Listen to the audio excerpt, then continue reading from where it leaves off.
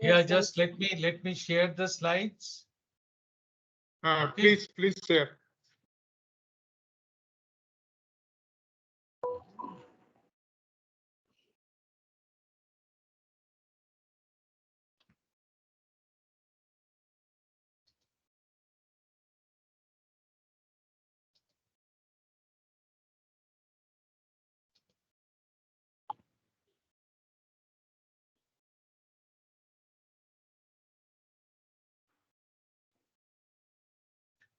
Nothing is being shared.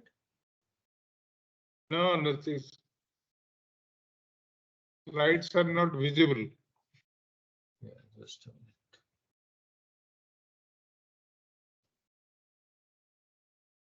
Yes. Yes. You Where can please go full language screen. meets technology. Yeah, Can you go full screen? I can go full Okay. screen. Can all of you see that? Yes, yes. This is much Okay. better. All right. Okay. Okay. So now you can. You can also see me, right? Yes. Yeah, That's okay. absolutely. So Are you able to see me? no, I am not being able to now because I it's can full see you, screen. sir. I can see you. I can see you, Dr. Acharya. Okay. I'm actually at the bottom here. Yes, Are the slides changing? Okay, okay. We'll Madam, start. slides are changing. Yes, sir. It is They are. changing. Fine. Okay. Anyway, you stop sharing. After some time, actually, we'll again start sharing. Okay. Yeah. Okay.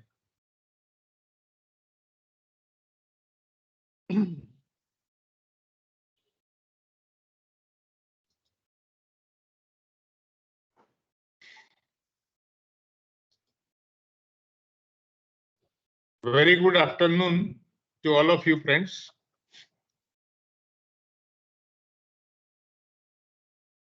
The INA fellows, the researchers, faculty members of the institutes in Bhubaneswar, that is IIT Bhubaneswar, SOA University, IMMT, and Niger Bhubaneswar, and the members of the IEEE Bhubaneswar chapter.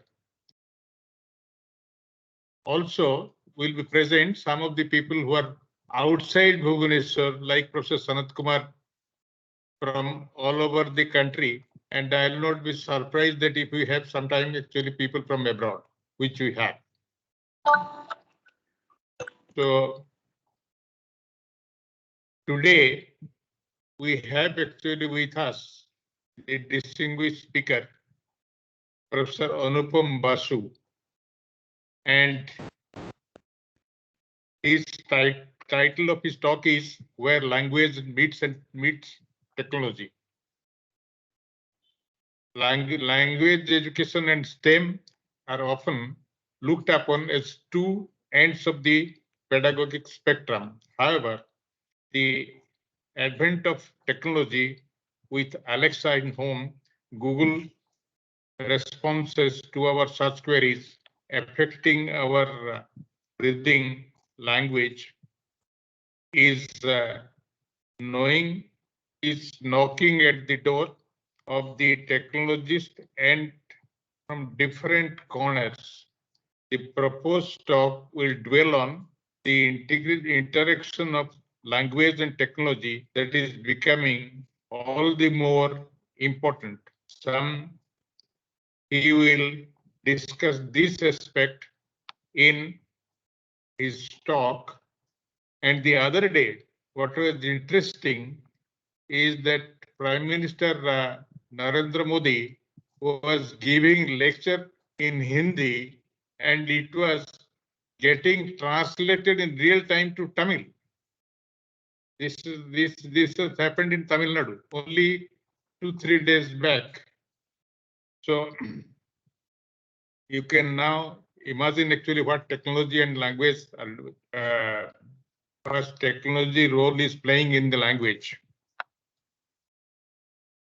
Now, regarding Professor Anupam Basu, a very senior colleague of mine in IIT Kharagpur. Professor Basu has been the director of National Institute of Technology, Durgapur, and a senior professor of Department of Computer Science and Engineering at IIT Kharagpur. He is presently Dr. Radharamana Chair Professor at Jadavpur University and Distinguished Honorary Professor at Sister Nivedita University and Shivnadar University. He is a well-known researcher in the area of artificial intelligence, cognitive system, embedded system, and language processing. He has led a number of development projects for technology-enabled education, including school education and education for those who are physically disabled, and as a leading NLP researcher has developed several tools and systems for processing of Indian languages, particularly Bengali, through computer. He has also been a visiting professor at the University of California at Irvine, University of Dortmund, Germany, and at the University of Guelph, Ontario, Canada.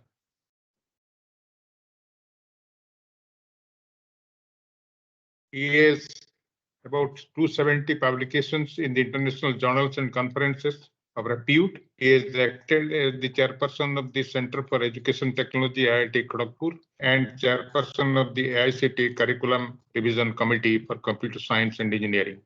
He has served in several committees of the Government of India and those of the State of West Bengal. He is an Alexander Arnold Fellow, Fellow of the Indian National Academy of Engineering, Fellow of National Academy of Science, and Fellow of the West Bengal Academy of Science and Technology, and a Fellow of the Asia Pacific Association of Artificial Intelligence. The awards won by him include State Award for Best Contribution to the Cause of Empowerment of the Disabled, Emphasis Universal Design Award 2011 for contribution of design for the disabled by National Council for Promotion of Employment of Disabled Person, the National Award for the Best Technology Innovation for the Physically Disabled, and the Da Vinci Award of 2004 from the Multiple Sclerosis Society of Michigan for the best technological innovation for the physically challenged. One of the major achievements is setting up of the Society for Natural Language Technology Research, an organization which, among other things, has digitized the entire Ravindra Rachanamali, that is all writings of Rabindranath Tagore, in unimode formal, along with Sorolipi for the songs. This is a commendable job actually which he has done. So it will be really our pleasure to listen to his lecture here. Now, this lecture series is being organized with the collaboration of several other university institutions. If the collaborating institutions, any one of them is present, IIT Bhubaneswar, anybody from IIT Bhubaneswar? IMMT Bhubaneswar, Niger Bhubaneswar. Finally, SOA University Bhubaneswar, particularly the BC, if he is present, may say something. I don't think actually any one of them is present. So now I'll request Professor Basu to present actually his talk. After his talk, there will be question and answer, and then, of course, vote of thanks. Professor Basu, please.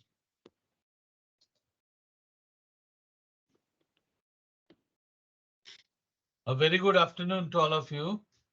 I can see there are around 35, 40 people who are present And today being a weekday, others might be having their other commitments. So let me start. As Professor Acharya at the very outset has very correctly pointed out, the objective of the talk is to make the two ends of the spectrum meet. On one end, it is language, and the other end, it is technology. And the reason why I often lay emphasis on this um, is presently even the guardians tell the students to study technology, science, STEM, essentially. But uh, language is just enough to be, if you just pass, that's enough. Uh, so language is not that important. Unfortunately, that is not the case because of several reasons. First, language and practicing language, practicing speaking, writing, also develops different parts of our brain and the cognitive system in such a way that we can solve science problems in a much better way. It has been proved by cognitive scientists. However, that may not be known by people at large. The other reason is we cannot ignore language any longer thanks to the development of natural language technology and companies like Google, Facebook, Amazon, and others who are resting their business, resting their products, newer discoveries, newer inventions based on the knowledge of language and exploring the different nuances of language. Hence, anybody who wants to be a good NLP researcher at Google must have the fundamentals of language in place. Now, I'd like to just start with this diagram where I pose the question, is language itself an art or technology? The Here slides we are. can, Have you shared the slides, sir? isn't it shared? Right now it is not. I'm sorry, I'm so sorry. Just a minute. I shared it earlier, but then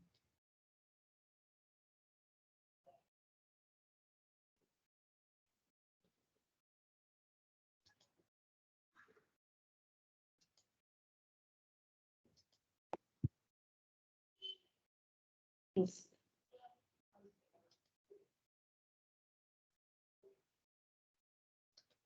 is it shared now? Yes, yes, sir. Thank you, sir. Oh, I'm sorry. Okay. I started with this slide, the title slide, and then what I would like to show here, as you can see that there are two people. One is having his chisel and hammer, and both of them are carving out fantastic shapes, doing fantastic artwork.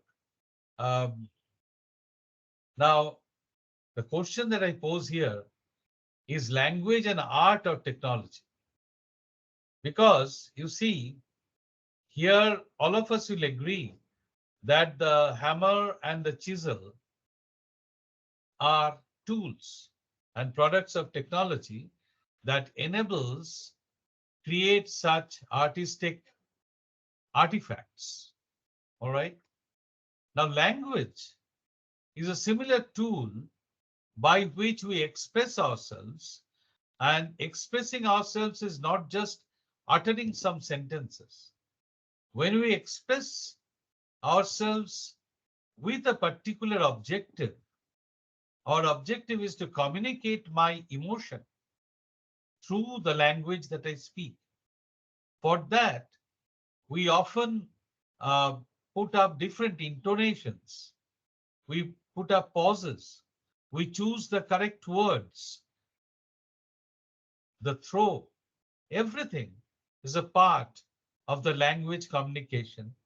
And in that sense, the objective is, in this case, the objective of these two artists are that they want, both of them want to carve out a nice face or shape uh, on the wood or on the stone. Similarly, when we communicate through our language, through any language, our objective is to reach a particular goal. As if there is a stone, my mind is here and I push it to another state. So I start understanding certain things. The state is changing. And this communication is being established by language. So I leave it to the house to ponder at your leisure time whether language can also be considered to be a technology. Now, there has been, all of us know, there has been a lot of um, science fictions, and especially we can recall 2001 Space Odyssey, the film, where in the spacecraft, uh, the person was Dave, was talking to the spacecraft Hal, and Hal was responding to Dave, was controlling the spacecraft in normal human language, and there was communication. Ultimately, it so happened that the spacecraft Hal denied listening to the command of the controller human being. So that is again the story of Frankenstein, which is becoming a normal thing that will come, that is coming in our knocking at our door. So here is, uh, we are talking of Pygmalion. All of you know about the famous novel creation of George Bernard Shaw, Pygmalion, which was translated into the famous film My Fair Lady, shown on the uh, right side. The objective of this film, I mean, this lady had problems with language, had problems with pronunciation, had problems with selection of words. Consequently, the lady was not suitable for communication in a cultured society. And this gentleman actually nurtured this lady, trained the lady, and it was actually language engineering that he, he carried out to transform this lady who was well accepted in the society. And then there were some tragedies also along with that. Those of you who have seen My Fair Lady, all of you know. So you see, language, the importance of language has played its role in George Bernard Shaw's creation as well as in My Fair Lady. Here, I show now all of us know about ChatGPT, right? We are hearing about ChatGPT that can communicate with us in very normal, in human language. Now, Eliza is a software that was developed around 1965 or so, by Weizenbaum. That was the first predecessor of the ChatGPT or communication systems, or Alexa for that matter, um, that will that was created.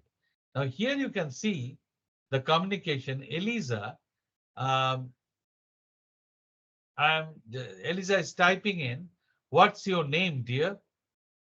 And the person responds, "Amit." Eliza again says, "Hi, I am Eliza. What do you want to talk about?" Amit says, "Can I talk about my problem?" Eliza says, "Sure. Due to ongoing exams in college, I have a lot of stress." Now Eliza says, "Please relax a little, sleep well." How could Eliza say that? Because Eliza could understand. Uh, I'm keeping this word under quote for us to discuss a little later. Let's assume that here Eliza understood what is meant by stress. So based on that, Eliza advised, "Please relax a little, sleep well." Amit says, thanks for your advice, etc. Now, from this communication, it may appear to you that Eliza was actually understanding Amit. But the actual case was not that, as will be revealed in the next slide. Here you see further communication in a different way. Eliza is saying, is something troubling you? You are saying life is meaningless. Now your answers are rather philosophical than straightforward, mundane, like I'm feeling a little tired, etc. like that. You are saying life is meaningless. Eliza says, do you feel strongly about discussing such things? Now you see, if you note, you see that Eliza is not really being able to grasp how to handle this meaningless, life being meaningless. So the Eliza is throwing some general statements. And you are making it even more vague. Everyone is born, grows, and dies. Now, everyone is a word that is known to Eliza. Immediately, Eliza says, who, for example? You say, you. You, that Eliza understands, the software. Eliza is saying, you are not really talking about me, are you? Then you say, me. That is interesting. Please continue. What is the purpose of success and happiness? Are such questions much on your mind? All the time. If you see here, if you note here, you will see that Eliza is actually not understanding the question and also doesn't have the answers with it or her. What it is actually doing is taking the questions and matching some templates that are there in its repository of texts, and from there finding out a suitable response and posting it. It is not understanding language, but it is just pattern matching program. But at that time, it was really revolutionary, and Eliza could give you an illusion of being an intelligent communicator. A machine, after all, communicating in human language. Now, following this trait of Eliza, we can see a continuous development of chatbots. Okay, chatbots are robots, sort of software robots, which can chat. So on a timeline, if we see, around 1950 was a Turing test held where Alan Turing proposed a method by which a machine can be considered or certified to be intelligent. And the test was that if there are two rooms and in one room a person is there, in the other room there is a computer and a person, and the person in the first room is asking questions, and those questions are being received by the computer and the human being in the other room, and some answer is being given. The answer might be given by the machine, or the answer might be given by the computer. If the human being can understand whether the answer has been given by the machine, then the machine fails the Turing's intelligence test. If the person fails to make this distinction, the machine passes the Turing intelligence test. Now, after that, and then there was one very important event that occurred, that is in 1956. There was a workshop at Dartmouth College in New York where three institutes participated: MIT, Dartmouth College, and Carnegie Institute of Technology. The scientists from there actually dwell on the fact that whether they can make machines that can think like human beings. At that meeting, John McCarthy, a professor from Dartmouth College, coined the term artificial intelligence. That was the first time that artificial intelligence was coined. Now, that was in 1956. Now in 1966, as I said, ELISA was developed. And gradually in 1972, CADDY, 1983, Reactor, 1995, Alice, and so on, it went on. And around 2016 and now in 2024, we have got Alexa and ChatGPT type of things. ChatGPT is a complete chatbot, very smart chatbot, much, much, much more advanced than Alexa. So all these are happening because of better and better understanding of the language and capturing the language process in the machines. Okay.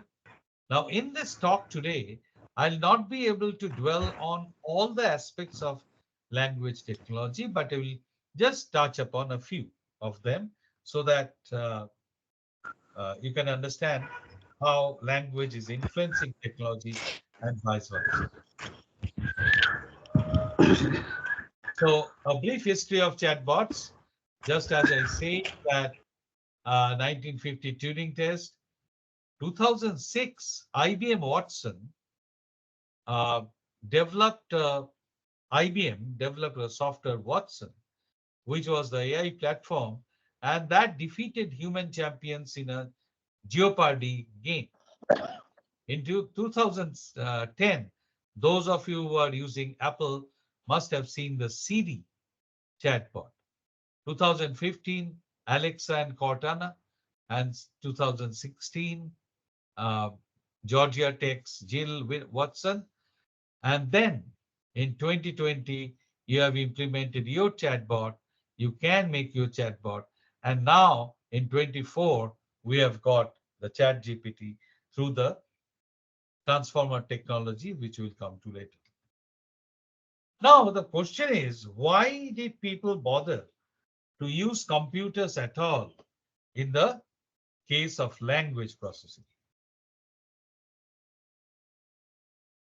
Because computers can help. We needed translation to be done at a much faster pace from one language to another. As Professor Acharya was mentioning, that our Prime Minister Modi was talking and that was being translated into another language at real time. So that is being made possible. Information retrieval from a huge repertoire of information that we have got now in the web. Everything, most of them might be in text. From that, we have to retrieve the proper information about some issue of interest. That has to be done by the computer. So computer needs to know the language. Question answering. From the question answering systems which are coming up, where you pose a question and the system is giving you the answer, and that answer is coming from a large volume of text that is stored or different language. I mean, yes, let's take for the time being text from where the answers are being extracted. Searching the documents that we all the time use when we search through Google and other search engines. Document preparation. Now I'm going to the other side.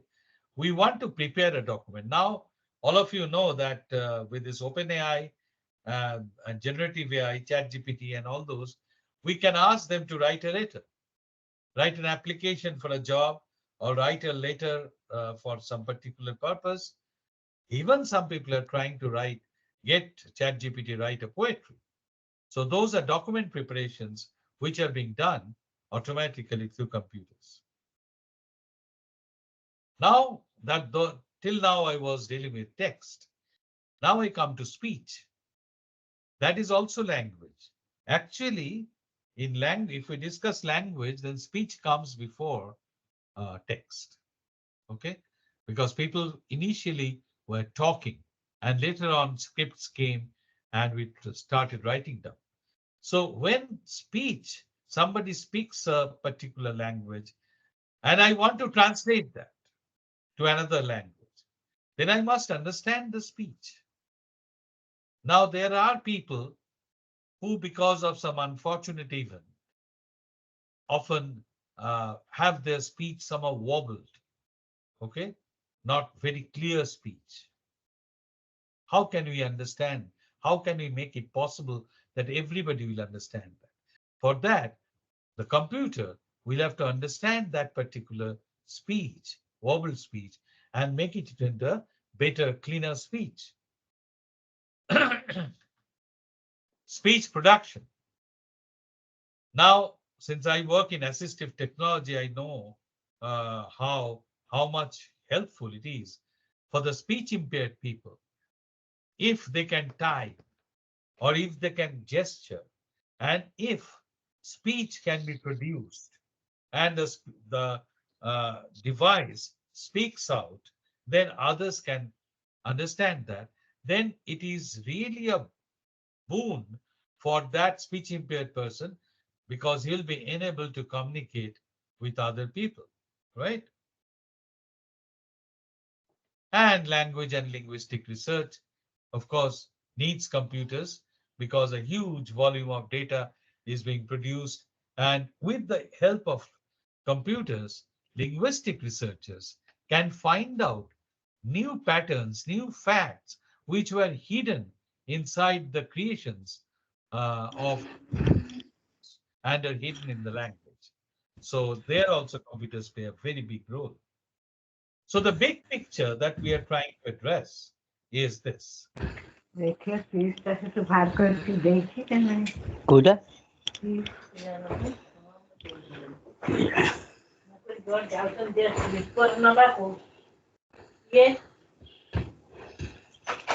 Will I continue?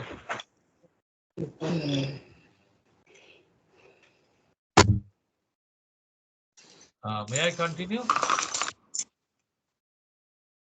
Hello? Please continue. Yeah. yes sir, yes. Okay. So you can see that we can produce a speech signal and that is being received by a speech unit and that is being received by an automatic speech recognizer. Automatic speech recognizer. All right. That's again a tool and that recognized speech might be in some language. For example, let's assume that it is in Bengali and the person with whom you are communicating understands only Hindi. Then this Bengali speech, which is understood and converted in the form of a text, that is being fed to a machine translation unit and that translates it into Hindi. And that Hindi is also in text. And that text is fed to this text to speech system. And this text to speech system, text to speech. So the Hindi text will now be converted to Hindi speech. And this Hindi speech can be sent back to a person who understands Hindi. That's exactly what Professor Acharya was mentioning about, that how in real time this translation is being done. Somebody speaking in English, by speech recognizer, I understand that English and convert it to English text. That is translated to Hindi text. And that Hindi text is converted to Hindi speech. And that is being spoken out. That is the big picture, which involves speech understanding, speech narration, and machine translation. And Sir, your slides are not visible. Are you having slides? I'm not able to see your slides. is it true for everybody? Slides are visible. Is it true for everybody? You are not It is visible. Slides are visible. No, slides Okay. are visible. visible. Yeah, Sir, okay, sir. Okay. visible sir, visible sir. Got it. Sorry for the interruption. Sorry. Okay. No, All right. it's okay. All right. So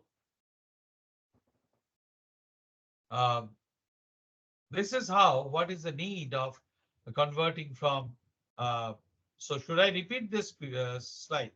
So from one language speech that is recognized, understood into text, and then translated into text in another language, and that text is being converted to speech through a speech unit, and in another language, a person understands that. And that is the big picture that we are all aspiring to arrive at, and we have progressed a lot in that area. Now, that immediately brings us to the most primal form of language, that is speech. So what happens in speech? We have got, whenever we utter through our acoustic machinery, articulation points, we articulate and generate a speech. And here is a typical speech signal where we can see some vowels and consonants being uttered, plus there is some noise. Because whenever I am speaking, that speech is reaching you either through air or through some communication medium. There is some noise, and this mixed signal is coming up in a particular form like this. All right. And here's a earphone sort of thing. So from here, we have to identify and we have to understand. We actually understand. So how can a machine understand? In order to do that, we can see that here is a French example that the speech signal can be broken down into the smallest possible parts, which are phonemes. Phonemes or dhwani, as we say. When we say ma, then there are phonemes like and ah. These two are being connected and ma is being pronounced. All right. So now we can, therefore, suppose I am trying to store this speech and make a text out of it. Then each of these parts have to be sampled out, and that waveform have to be identified and labeled with the particular alphabet or grapheme, so that I can map it, this entire signal. Whenever I get such another signal, these similar waveforms can be matched and can be translated into their corresponding phonemes. On the other hand, if I say that I have said some French sentence here, il est très simple, or something like that, then each of these, suppose for each of these phonemes that we utter, we have such waveforms stored in the computer. Then for each of them, such waveforms can be selected from the database, and they can be concatenated or joined together, filtered, and ultimately I can get a speech form here. Now here I am talking about phonemes. Similarly, it could be broken down into syllables, or it could be broken down into words. The problem is, why do we go for phonemes? Words, how many words are there in the English language? Or how many words are there in Bengali or Odia or Hindi? Words are being created every day. In our communication, our language is evolving, and words are continuously being created. And because of our samas, sandhi type of things in Indian languages, the newer words can always be created. Therefore, if we create a repository of words, that will be huge. If I break it down into, if I take the syllables, all the possible syllables that are possible to be pronounced, then also the number becomes large, because if there be k syllables, k possible pronunciations, we can have 2 raised k type of combinations. But for phones, ultimately, you see, we want to, as I said, we have to store either these waveforms or these into the computers. So we need a database of a reasonable size. And for that, we need a limited memory. And therefore, the phones or the phonemes in a language are restricted. Therefore, most of the works are being done using phonemes or using diphones. What are these diphones? Diphones are when I make a transition from one phoneme to another, then at this junction, the junction points store a lot of information, and from there we can reconstruct both the sides. However, I need not go into the detail of that. If a language has p phones, p number of phones, then the number of diphones is p squared, so nearly p squared. Some combinations are not possible. All right. So we can either store phonemes or we can store diphones for reconstructing the text, or from the text reconstructing the sound. So here you see the diphones are in between these two phonemes. These are the points where the diphones, these parts are being stored. And from there, so how do we store it? Actually, we collect a large number of speech corpus. We take speech, record speech from a lot of people, and in the laboratory, we actually manually, and nowadays sometimes automatically, try to identify these juncture points or the phonemes and store the corresponding waveforms in our dictionary. Okay, so over and above that, if I just store phonemes or diphones and concatenate that to create a sentence, that sentence will sound rather robotic. For example, if I concatenate and create um, a sentence like, I want to go home, then that will utter it like this, I want to go home. That sort of thing, and that sort of speech you have seen in a number of science fiction movies. That's how the robots used to speak. But in our actual, that's our speech. Why does it become natural? It becomes natural because our speech has got prosody and intonations. Okay, we modulate them. And so our speech profile is something like this. I'm going home. You see, gradually near the end, when whatever I say, I want to eat now. So here you see at the end, which is known as the coda, this actually comes down. All right. But the thing is not the same. This does not come down always. For example, if there be interrogative sentences, where are you going? Then the last part is not that uh, decayed. It is often, enhanced. So depending on the type of sentence, we have got different profiles of envelope about this speech sort of things. So, that is also stored, and by recombining these two, we can make our speech much more natural. For example, here there's a Bengali sentence. Uh, I don't know how many of you will understand that. তুমি যদি তার সাথে একবার দেখা করতে তাহলে মনে হয় ভালো হতো. If you would have met him once, it would have been good, I think. That is the sentence. And you see that sentence, তুমি যদি, these two together can form a particular noun phrase. And তার সাথে with somebody, দেখা করতে is a verb phrase. So this sentence can be parsed and analyzed to have noun phrase, verb phrase, subject, predicate, all sorts of things. And accordingly, we can apply some modulations depending on the part of speech, on the verb, on the query, the subject. Do I want to do I have to do it? All right, so I emphasize on I.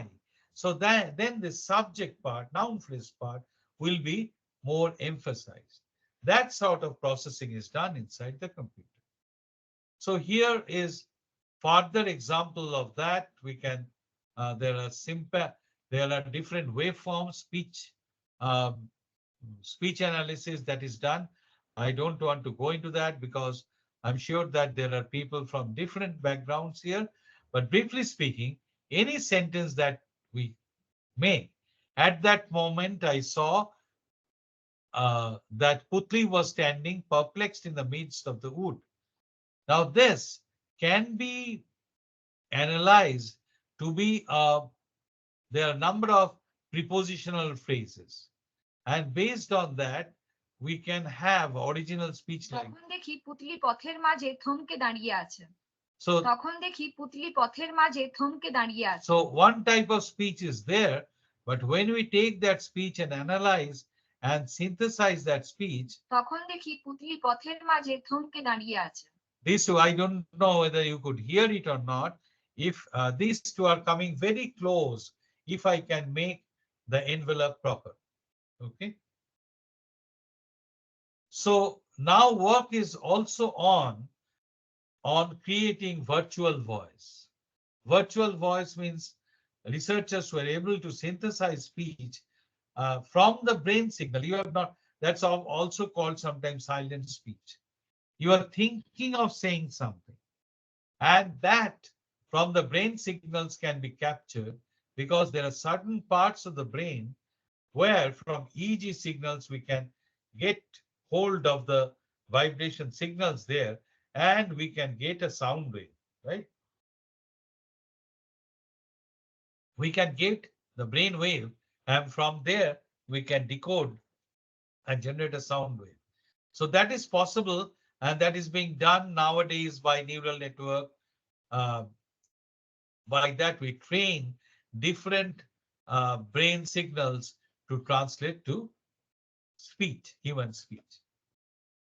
That's a big research that's being done, and that will be certainly helpful for the people who, because of cancer, because of stroke, because of surgery, have lost their voice. Now, till now, we are talking of speech.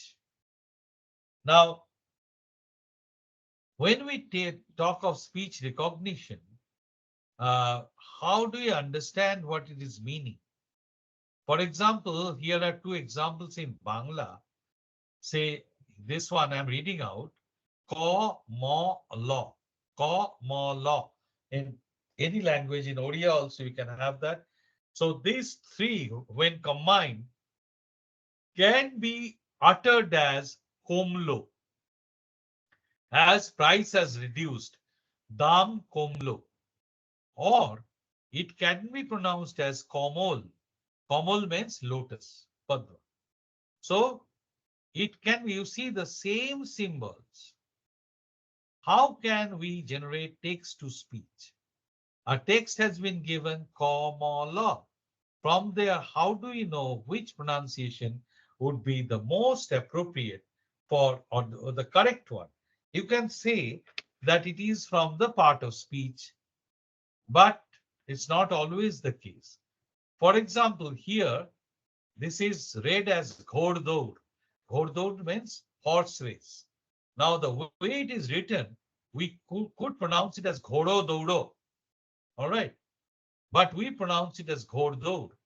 How would the computer know that it should not be pronounced as Ghodo Doudo, but Ghoddaud? We have not put any halant here. Okay. That is a big challenge, which we use artificial intelligence techniques and learning techniques by which we generate some rules and we decide on the correct pronunciation. Similarly, this will happen in all languages, vowel height assimilation. In English, for example, A is sometimes pronounced as A, sometimes as A, sometimes as A. Similarly, O in Bangla is sometimes pronounced as O, sometimes as O. For example, past, otit, that is pronounced as otit, but not otit. But in many cases, we pronounce O as O, not as O. So this phenomenon is known as vowel height assimilation. Now the point is that these features of the language, that language is evolving and can take different shapes of sound and a computer is challenged to understand that, and reproduce that. That is a real challenge to AI. And AI is meeting up with that challenge, and that's being possible with the availability of large volume of data. Next, so we are talking about speech and text. Um, Next, we come to the semantics. How do you understand the meaning of a sentence? How do you understand that? Well, and before that, I'd like to ask ourselves, what do we mean by understanding? All of us claim that we understand the simple sentence, the boy is running to the school. All of us understand the meaning, we claim. But what do I mean by understanding? I say that if you close your eyes after I say I saw the boy is running to the school, you will visualize a picture. A boy is running towards a school. In our mind, we draw that picture, and that picture, using that picture and painting with other background information, we can now answer questions. Who is running to the school? The boy is running to the school. Where is the boy running to? The school. All these things we can answer because we have understood the sentence. How does the computer understand the sentence? If I take this sentence, the cat sat on the mat. Who sat? The cat. Where did the cat sit? On the mat. And that means a computer, what it will do, as soon as it gets this sentence, it will parse, break the sentence into constituent parts, and also will mark them with the corresponding part of speech. For example, this sentence S can be broken down in two parts, the cat and sat on the mat. Now this, the cat part, which is a noun phrase, can be further broken down to determiner, the, and noun, the cat. Verb phrase, sat, is the verb, and attached to that is a prepositional phrase, on the mat, right? So this sort of breaking up, when we break up and can understand the syntax of this sentence, the syntax of the sentence, in many cases, the syntax of the sentence itself can tell us the meaning of this, but not always. Not always. For example, let's take this sentence, time flies like an arrow. If I take flies as the verb, then time is the subject. All of us understand that we are saying time is flying like an arrow, very fast. But if there be a type of flies which are known as time flies, then I can also parse it in a different way, where time flies will be the subject and like will be a verb. That will be time flies, a liking, an arrow. The meaning is completely different. All right. So depending on the parts, we have got this sentence to be an ambiguous sentence because it can have multiple parses. Okay. Now, how are you doing that? Say, let's take a sentence like this, a funny sentence. A fish ate noodles with fork. Now you can say this is nonsense, but it's making sense. It's a correct English sentence. Now this is, I mean, if it was a part of Alice in Wonderland, you would have agreed to it, but now I have written, you cannot protest that, right? Now, if I do that, it's a correct sentence because this sentence can be broken down again into noun phrase and verb phrase, where the noun phrase is determiner and noun is, the subject is a fish, verb is ate, and the noun phrase in the object is ate noodles with what? With what? With fork. Now, how do I know that this fork is a prepositional phrase here? Because in this sentence, we have got this with.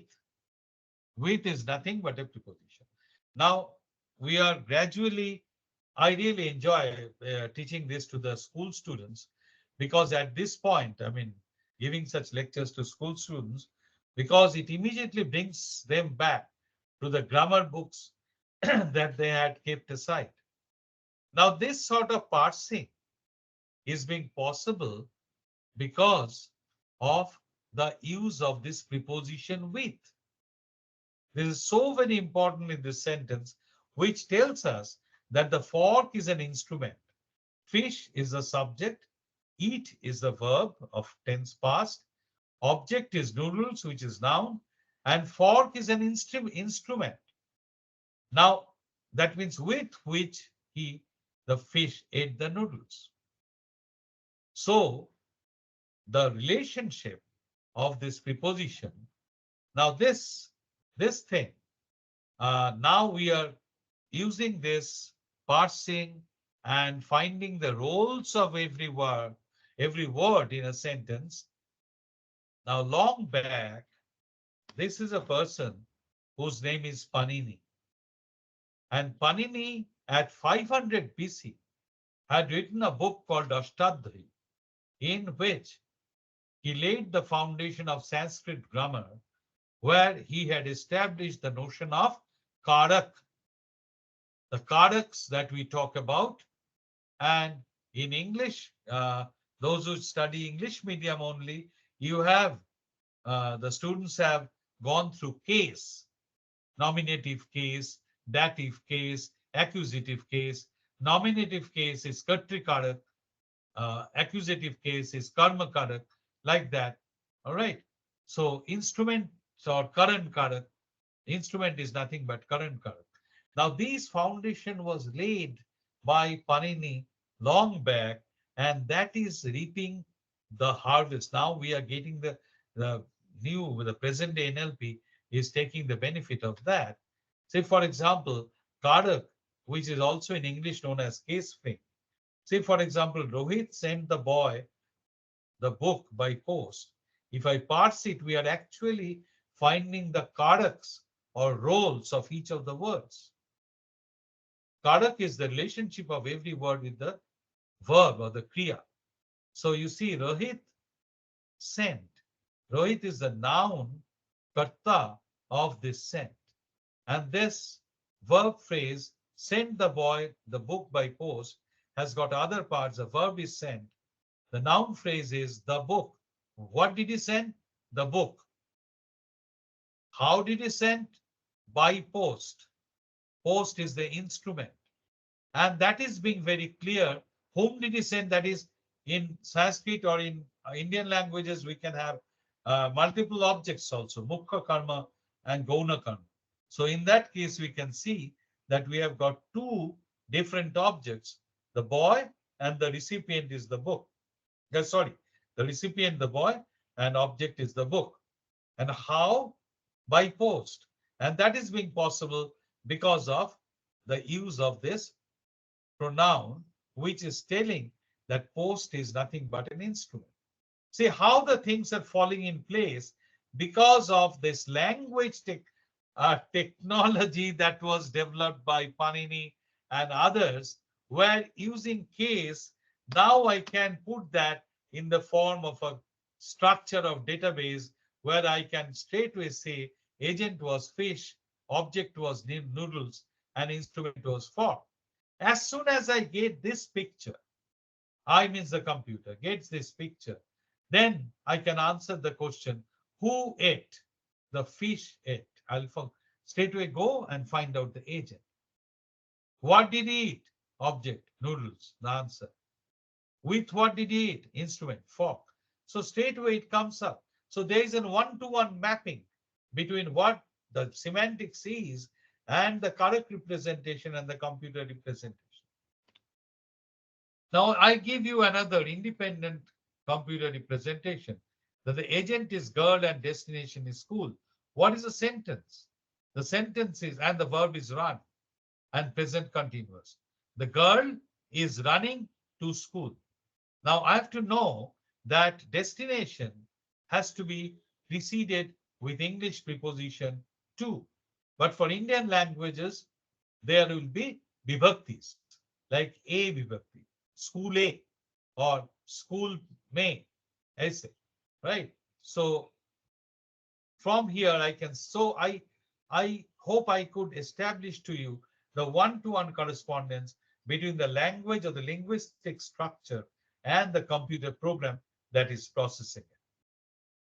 Now here are two Bengali and two English, two Hindi sentences. So Rama, let's take the Hindi one. Ram ne Sita ko bulaya. In our Indian languages is very much advantageous because here Ram ne Sita ko bulaya. Kaun bulaya? Ram ne bulaya. This ne vibhakti or kisko bulaya? Sita ko. These vibhaktis are actually telling us, giving a very strong hint about the karak that Sita will have. All right? And the karak that Ram will have. So in Indian languages, because of these vibhaktis, usage of the vibhaktis, we have done away with a lot of ambiguities. All right. In English, for example, also preposition. Rama is going home from school. But here you see in our Indian languages, it is postposition. It is not preposition. Here it is preposition from school. Here it is postposition Ram ne, Sita ko. All right. Now here is a sentence. I request you to just think about it. I saw a man in the garden with a telescope. How many meanings do you find in this sentence? How many meanings? How many meanings do you get? Anybody want to try?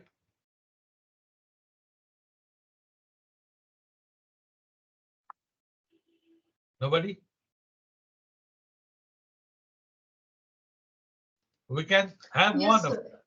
Yes, Hello. please. Yes. Am I audible? Yes, you are. Yes, sir. Sir, I can figure out two meanings. One is I saw the man with a telescope, and I saw the man holding a telescope. So these Very are the good. two meanings that I can decide for. There are two, but I can show you the third. I'm Okay, saying yes, that sir. I saw a man in the garden which had a telescope. Oh, yes, yes. That is also Right? possible. Yes, That's sir. also possible. So if Yes, I sir. parse this sentence, there will be three possible parses. And which parse would I accept? That is the ambiguity. But if you just translate it, what is your mother tongue, madam? My mother tongue is Odia. So please convert it into Odia and see how many meanings you are getting. Tell us in Odia, what will it sound like? ମୁଁ ବଗିଚାରେ ଗୋଟେ ଲୋକ ଦେଖିଲି ମୁଁ ଟେଲିସ୍କୋପରେ ବଗିଚାରେ ଗୋଟେ ଲୋକ ଦେଖିଲି Now, how many meanings does it have? You have said telescope ray. ଆଜ୍ଞା yes Ah. yes sir Now, how many meanings it's having? It has a very specific meaning that I used a Specific telescope meaning. yes sir. Yes. You see, what you have used is a vibhakti in such a way. What did you say? Telescope ray, na? ray yes sir Telescope ray. Then what? The remaining ଗୋଟେ part? ଲୋକକୁ ଦେଖିଲି ଗୋଟେ Gote ଲୋକକୁ logo ko ଦେଖିଲି dekhi. Gote logo ko dekhi. Telescope ray.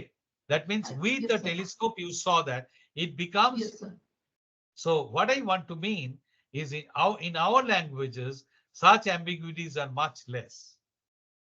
If you yes parse that, you will have only one parse. Thank you, madam. Thank you. thank you so Now, much sir how to get the semantics? How do we get the semantics? For example, the sea is the home for billions of factories and animals. Now, here, now this green sentence, the sea is home to millions of plants and animals. Now, what do I mean by these plants? Do I mean factories or do I mean flora and fauna? I do not know. Because both of them can be. Now, how do you go about knowing the meaning of this? we will go by, say, can anyone suggest, madam or anybody? Because I could see that madam was active. Madam, can you help us? How can you understand what will be the meaning of these plants? Sir, I'm working on it and thinking. Yeah. So, million of plants and animals. So let me just put it. So plant works, industrial plant. So if the words that are close by, for example, they built a large plant to manufacture automobiles. Now, when I get this plant with this word manufacture, then, then I'll assume that it is factories. But if I get some other sentence like um, um, where the plant will be meaning of flora, the application will be different. Okay. So what I want to say is that the association of this word plant to manufacturing or automobiles immediately points out to one meaning. Now, words have got different meanings. And what are we trying to do with our technology? We are trying to understand sentences. We want to understand what query you write to Google. How does Google understand? If you just write plant, which plant it will take? There is a saying, a man is known by the company he keeps. Right? Similarly, the meaning of the word is evident from the company it keeps. That means in a context, if I take a paragraph, in that close vicinity, we will find other words to this plant or some other word. And from there, that will tell us what the meaning is. You know, that's a big challenge.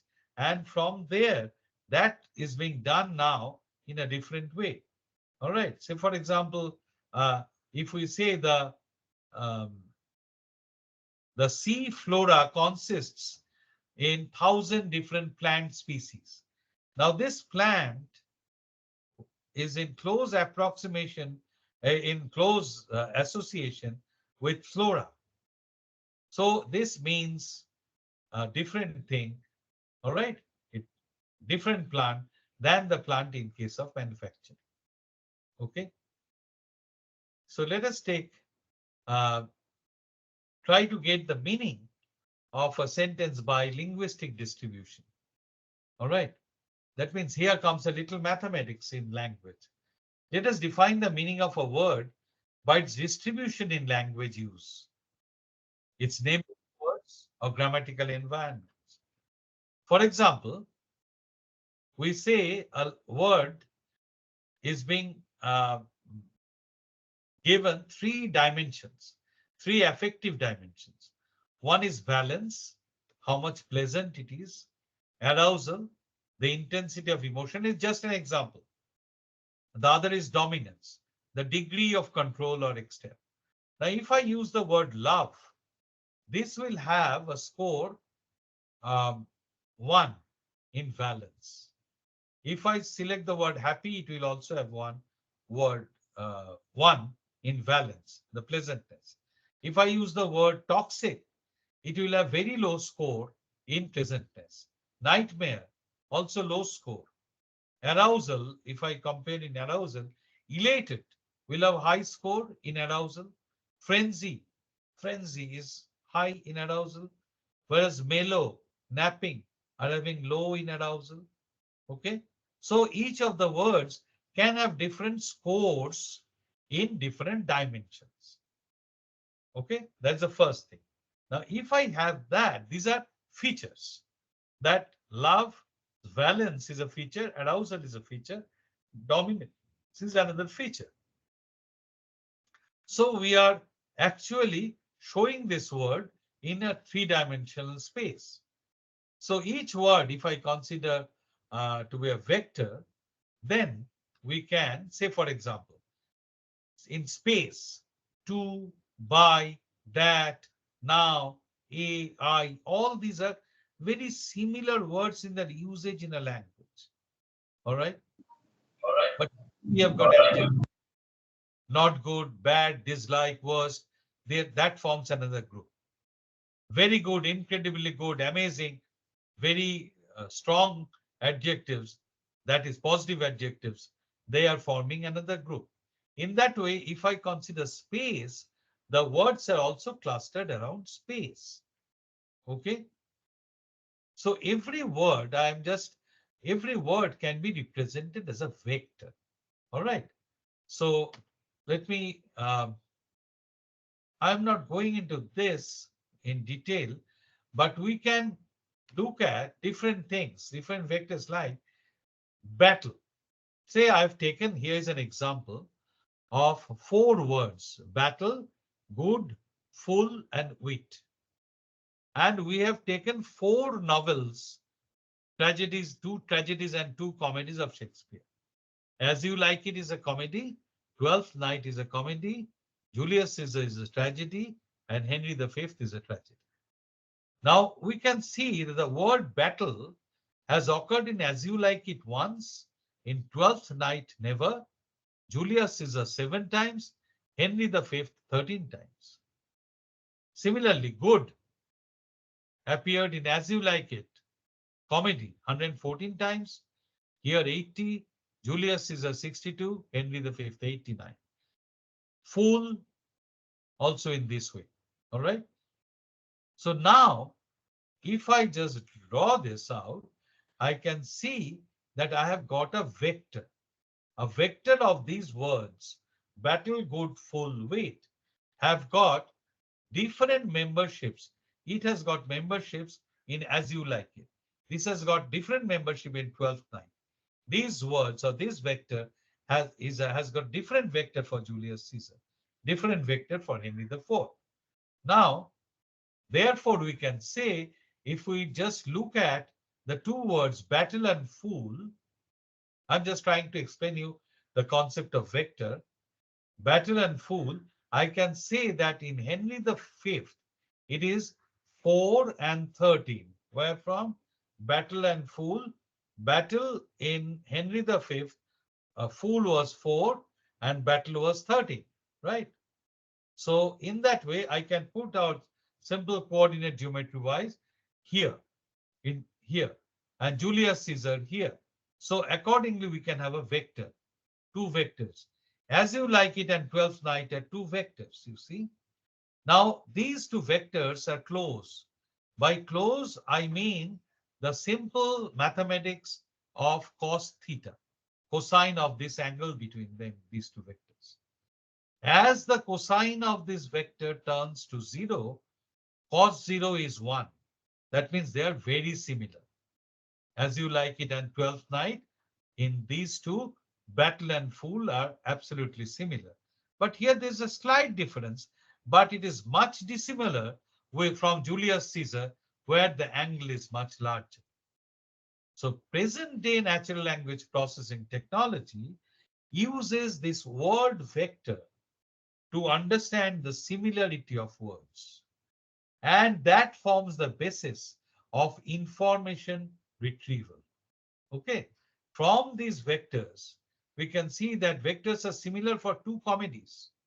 Similar, but much dissimilar from the tragedies. So if a query is given that retrieve me 2 comedies of Julius Caesar, now a computer with its knowledge about the different words will be able to find out the similar comedies and will bring out Henry IV and Julius Caesar, and not, Henry IV and Julius Caesar are tragedies. They will not bring out 12th Night and As You Like It if I ask for tragedies. All right. So that is how the works are being done. We can this oversimplified. Comedies have more fools than wit and fewer battles. All right. So we can, word meanings can also be vectors. I'm not continuing with that. What is battle? The meaning. Battle is the kind of word that occurs in Julius Caesar and Henry V. That could be another meaning. Fool is a kind of word that occurs in comedies and especially Twelfth Night. That's how we could have explained fool. We know fool about something. Fool is somebody without any intelligence.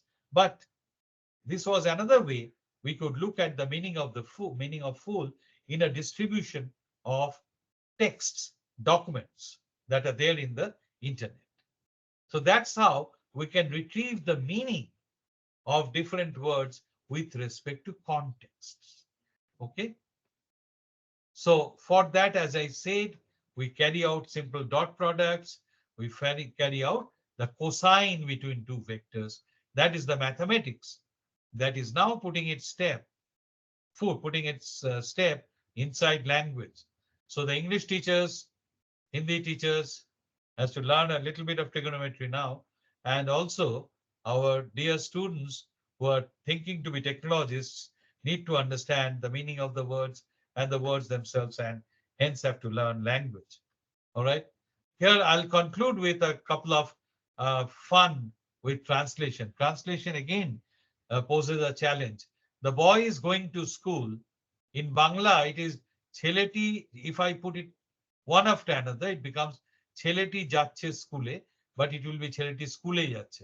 Because in English, it is subject, verb, object, SVO, but in Bengali, it is subject, object, verb. And go was Java. In is going becomes jacche. Went, again, has got no similarity with Java. It becomes Gallo or Giechilo. I'm sure in Oriya you will find similar things. In Hindi, there is similar things. Similarly, the sentences get changed.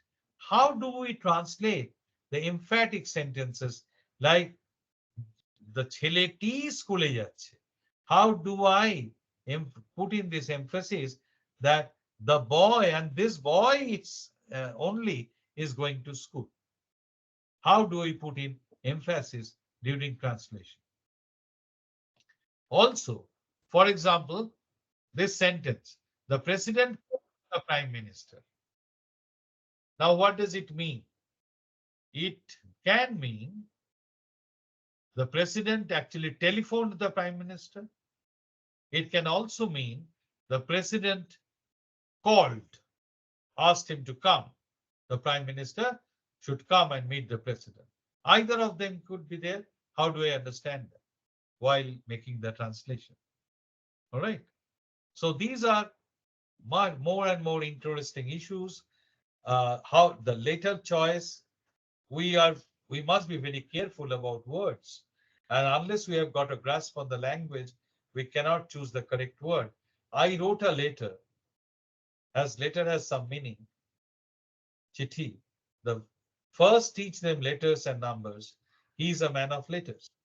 So you see, letters are having three different meanings in these different sentences. This picture, if I take, I can represent them in different ways. The block C is on block A, block A is on the block C, block B is by the side of A, block B is on the right of A. And in this way, I can just go on. So it's also very important as to what to say and how to say. The train is running very fast, or the train is running too fast. The food in the restaurant is bad and the food in the restaurant is awful. Obviously, the second sentence, the food in the restaurant is awful, is a much stronger statement. So what I want to say and how would I like to say, now this I am replacing with the computer, because the computer is generating the text, computer is doing the machine translation using technology. And how will it choose the correct word? All these are open challenges, choice of words. Here are more examples. Walking over grass is forbidden. You are not allowed to walk over grass. You should not walk over grass. Which of these forms would the computer select? In that way, I can go on, and I'm not extending this talk. Now, with this advancement in natural language processing, very soon we are having now computers uh, with the help of Panini and other grammarians. A computer is becoming so smart that now possibly we can, I mean, hope to see some Panini-like scholars working with laptops and computers and bringing in new vistas to civilization. Thank you very much. Thank you. Thank you, sir. I would like to invite questions from the audience. If they have any questions, they can unmute themselves. I don't have a question, but I have a comment. Is it okay? Yes, sir, please. Yes. Yeah, okay. Thank you very much for a wonderful lecture, I must say. I really refreshed some grammar of mine, first of all in English. And then, of course, I was interested in the language processing in a very general sense. I'm not a computer person. I'm just interested in this. It is very nice. But what I want to tell you is an anecdote about speech to text, which you were talking about. So now, when I was in the office, I used to dictate notes and whatever it is, letters and specifications, whatnot. So it used to be cumbersome. The stenographer would come and take shorthand. In those days, we didn't have computers. He will go type, and he will make mistakes. I will make mistakes. He will correct, etc., etc., etc. So one person from Microsoft came to my office, and then he said, we used to have 386 and 486 based computers in those days. I'm talking about 1995, 85, 90s, like that. So he came to my office and then said, sir, I will give you a software which you speak into the computer, it will produce the text. Speak into text, it will do. So I will give you that software.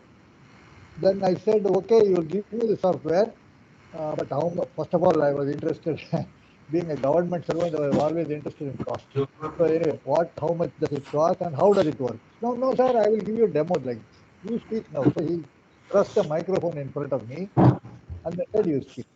Then I spoke a paragraph about something.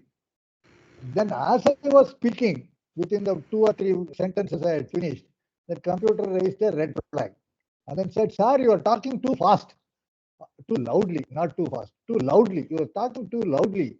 So I can't. Then I told this man, see, look, I said, this is how I talk. Kya karega? What is the use of your software? So at that time I didn't buy. So I thought you might be interested to know that, there are, and many Indians don't speak a sentence fully. I don't know how the computer will decide. The sentence is not completed.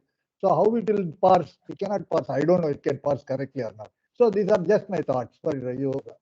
Thank you. Wonderful comment, Professor Sanat Kumar. I mean, the last point that is the research that as a Rajaramanna chair, I have taken up very recently, that to how can ChatGPT understand the queries given by people having language difficulties, for example, language difficulties or people with dementia, people with autism, where they don't speak the complete sentence. That is a big, very interesting work that from a set of incomplete sentences, whether computer can understand the intent and form a proper query. That's a very interesting question, and it's an open question. And we are working, and others must be also working on that. Thank you very much. Thank you. Thank you very much, sir. Any other question?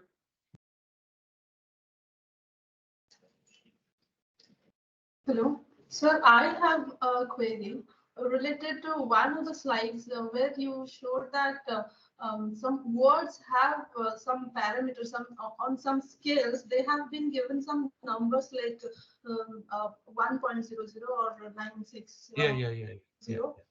So how are those numbers calculated? Is there, is there any matrix to calculate them? Okay, It's done. okay, very good question. I've just stopped the sharing, so I'm just trying to tell you.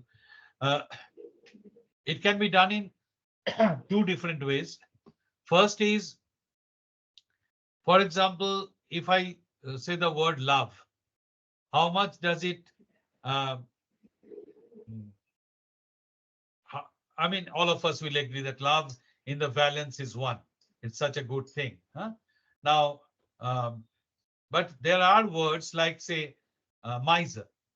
Now, miser, how much this balance will be, that is very much human specified, is one thing. The um, other thing is not for this valence or other things, like how many people have liked the color red. If I have got a corpus, now day by day corpus is becoming very important. How many people have liked the color red? Based on that, red can be given a particular score from corpus, right? So you see, there can be, I was showing only 2 features or 3 features. There are more than 1,000 features to a word. Okay, that can be because of language is one feature, the valence is one feature, the length is one feature, the difficulty of spelling is one feature. So many features. Now, from those features, we actually have different coordinates in an n-dimensional space, and there are n-dimensional vectors. Now, how these coordinates are computed, or these feature values? One is, of course, by collecting data and annotating them. And nowadays, with the advent of deep learning, these But it features is are flat. It is not learned visible. by the systems themselves with large Not volume much of data. Neural nets are coming to from the front only. Thickness ways is flat. that can be given so that we can have the better match. Thank you so much, sir. Thank you so much. Sir, I have a little more query. Sir, I have done my post-graduation with a specialization in linguistics and ELT, but I haven't been able to do any much deeper work in linguistics. But I would like to do some research in linguistics, and I could see that this field is very much related to linguistics. Absolutely, absolutely. So what It's are the ways computational that linguistics.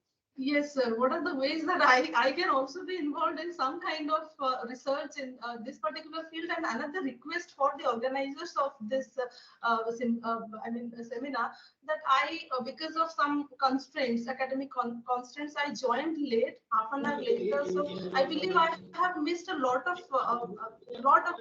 a significant part of this discussion. If I can get the recording of this talk, then it would help me a lot. Yeah, Actually, Joseph, you will be getting the recording in the YouTube. All the videos of distinguished lectures are recorded. You will be getting it, okay? Thank you, ma'am. Thank you, ma'am. Okay, madam, where are you working? I am working in Sikha Anusandhan University at here in Bhubaneswar. Where is it? Bhubaneswar. Bhubaneswar, sir. Yeah. So yeah, you can email me, and we can discuss further over email. And if you want to work on any particular aspect, I'll be very happy to go discuss with you further. Okay. Thank you so much. Thank you so much, sir. I'll definitely contact you through mail. Not only Jyotsna, sir, many more faculties are working in this line, and I'll be connecting you from Shiksha Anusandhan University so that they can. That will be wonderful. Yes, sir. That will Yes, be wonderful. That will be wonderful. Thank you. That is in fact very much desired, and Professor Basu will definitely be very happy to help you. Yes, Okay. absolutely. I'll be very happy to work also with you. Yes. Thank you so much, sir. Looking forward to work with you. Thank you. Any other question? I have just an observation, Professor Basu. What is happening is that we have actually collected huge volume of manuscripts, handwritten, sometimes something in the paper, something in palm leaf, something in other even wooden and all the things. But those manuscripts, to save them, actually what the government is doing is they are really taking a photocopy and trying to preserve through that. But that is not at all, it has got two difficulty. First of all, it is not in the editable form. The second part is actually the handwriting varies, and even it becomes difficult for the old handwritings to, understand what it is. So another possibility could be just a loud thinking that if those manuscripts could be really read by some people who understand it, and from that speech, using the technology which you have said, we could really convert into text, and those text also could be in the editable format. Yes, I that think is that will possible, be a sir. great, And that, yes, sir. Why didn't you initiate in a small scale, at least from SOA, such a project? I mean, it will be fantastic because now there are Indian language speech recognizers in the market. I mean, they may not be perfect, but that's workable. There will be some amount of manual editing required, but from the Oriya speech or Bangla speech, they will read out and that can be recognized. And that will be a fantastic contribution, sir. And we can preserve that. Of course, we'll be losing the handwriting, but handwriting recognition is still not solved. People are working on that. So that part will be missing, but we'll be able to preserve the information and the literature. And Yes. in fact, such things are being supported by Government of India also. That how Yes, these sir. things could be done. If something Now, can be written and we can approach the government, right? We And can then try. there is one more thing which is very interesting. What has happened is AICT has taken the initiative of producing large number of books using this natural language processing and AI techniques. Machine translation actually they are doing, and in practically so many languages, the books have come up now at the school level and also at the level of engineering text, particularly Yes. at the first year level and second year level, those things have come up. I think this is Yes. another very important thing. That is machine What is translation. happening? Yes. Yes. NLP is becoming, language is becoming very important. Very, very important. Yes. Yes. So, Thank you, sir. now I'll request actually Madam Renu Sharma to propose a vote of thanks. And before that, I would like to take your permission that whether we can share your talk with others, as Madam was telling. Normally, of course, it's in YouTube, Madam said, right? We'll put it in YouTube. Yes, yes, yes, yes. Okay, then.